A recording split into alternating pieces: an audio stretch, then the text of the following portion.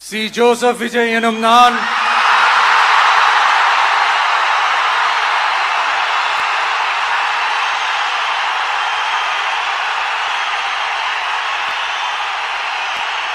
சட்டப்படி அமைக்கப்பெற்ற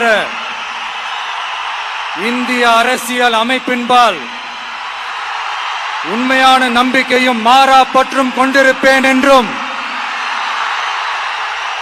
இந்திய நாட்டின் ஒப்பில்லாத முழு முதல் ஆட்சியையும் ஒருமையையும் நிலை நிறுத்துவேன் என்றும் தமிழ்நாட்டு அரசின் முதலமைச்சராக உண்மையாகவும் உளச்சான்றின்படியும் என் கடமைகளை நிறைவேற்றுவேன் என்றும்